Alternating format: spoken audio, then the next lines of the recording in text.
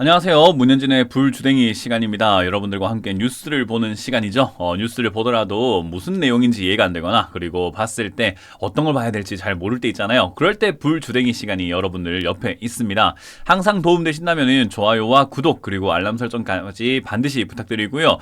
오늘이 바로 2023년에 마지막 영상입니다. 그래서 여러분들 역시나 마지막 영상 재밌게 봐주시고 저희 뭐 불주댕이라던가 역발상 투자 말고도 저희가 뭐 틈틈이 올려주드리는 뭐 머묵노라든지 여러 가지 컨텐츠 있잖아요.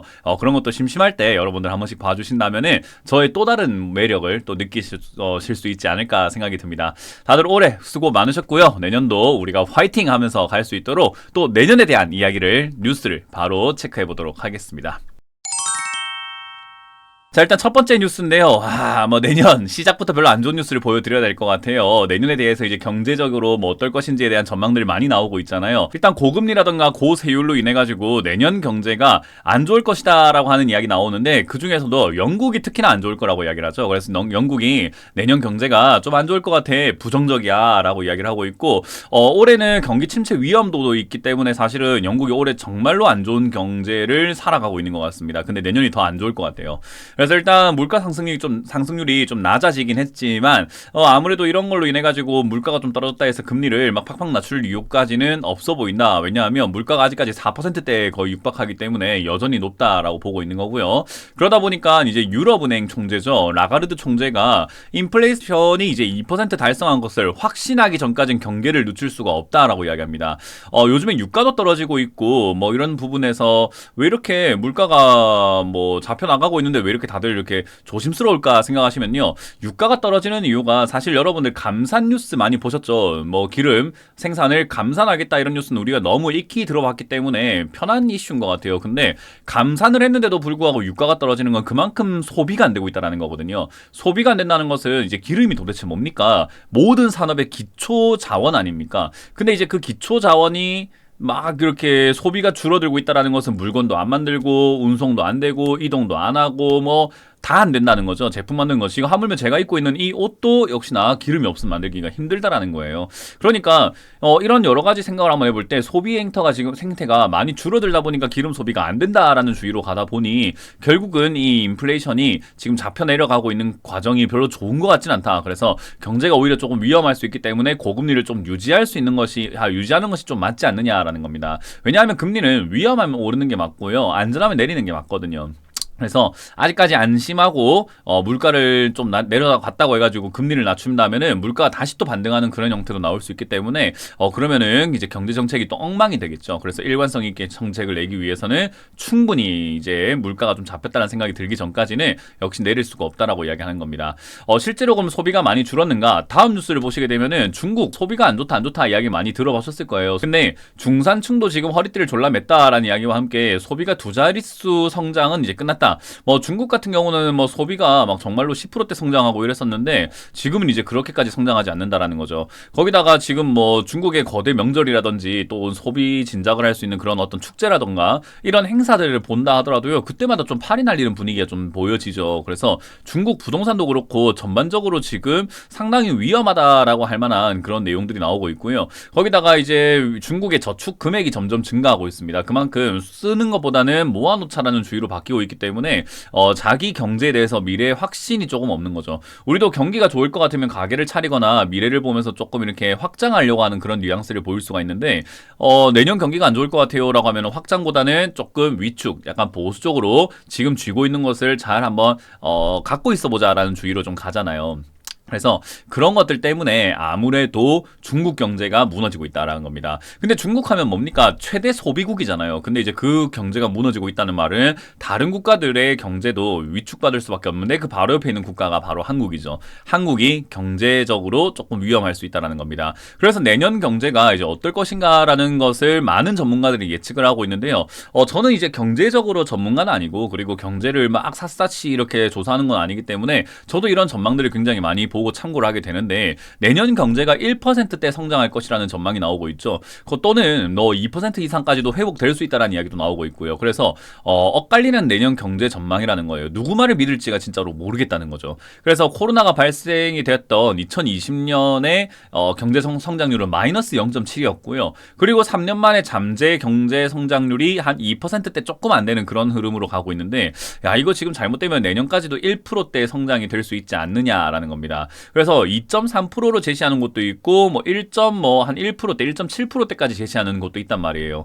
그래서 이런 것들을 생각 한번 해보면 내년 경제가 어찌됐든지 간에 뭐 마냥 좋지는 않겠다라는 생각이 좀 들죠. 아무래도 중국 영향을 좀 많이 받을 수밖에 없고 고금리가 이게 언제까지 지속될지를 전혀 모르는 상황이기 때문에 지금은 역시나 너무 긍정적으로 바라보긴 힘들다는 거죠. 근데 요즘 증시 보면 어때요? 너무 긍정적으로 올라갔죠. 그게 좀 문제가 되지 않느냐라는 겁니다.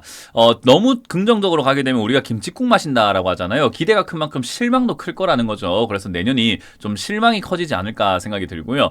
그리고 여러분들 이제 불주댕이 시간 많이 보셨던 분들은 아시겠지만은 제가 부동산에 대한 이야기들도 좀 많이 해드렸던 것 같아요. 빚을 갚지 못하는 사람들이 많아지기 때문에 이 경매가 늘어날 수밖에 없다라는 이야기도 많이 해드렸는데 지금 빚 못 갚아서 캠코, 그러니까 캠코는 한국자산관리공사입니다. 그래서 캠코로 넘어간 아파트가 1200가구인데요. 뭐 캠코로 넘어가면 어떻게 됩니까? 경매 물건입니다. 저게 다. 그래서 1년 새에 3배나 폭증했다라는 거죠.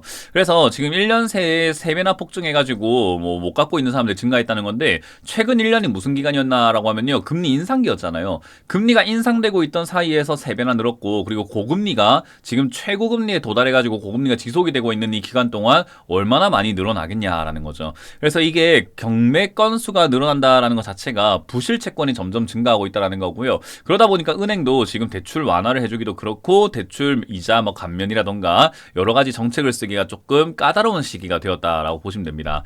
자, 어찌됐든 이런 부실 채권이라든지 이런 것들이 급증하고 있다는 것 자체가 전반적으로 금융 부실에 대한 이야기를 말해주고 있는 거고요. 금융 부실이 뭐 한 2%, 3%, 뭐 한 10%만 된다 하더라도 안전한 거 아닙니까? 10명 중에 9명은 잘 갖고 있고 10명이 못 갚는 한 명이 못 갚는다는 거 아닙니까? 라고 볼 수도 있는데요. 사실 이제 금융이라고 하는 것이 여러분들이 알고 계시면 좋은 게 내가 돈을 이렇게 예금을 받으면 대출해 줄 수 있겠죠. 대출해 줘가지고 돈을 버는 게 은행이라는 거예요. 근데 예금을 받아서 어느 정도까지 대출해 줄 수 있느냐라고 하면 내가 1억을 받으면 90%까지 대출 가능합니다. 그러니까 10%만 남기고는 대출 다 가능해요. 그러니까 1억을 받으면 9천만 원 대출해 주고 1,000만 원만 들고 있으면 된다는 거죠. 근데 10명 중에 한 명이 돈을 못 갚는다라고 하면 그 1,000만 원을 못 갚는다는 거죠. 9천만 원 중에 900만 원을 못 갚는 거예요. 그럼 어떻게 되죠? 약간 1,000만 원하고 비등비등해지니까 내가 들고 있는 돈 가지고는 좀 부족해지는 상황이 나오게 되겠죠. 그래서 금융권에서 이 부실률이 10%만 돼도 굉장히 위험한 거예요.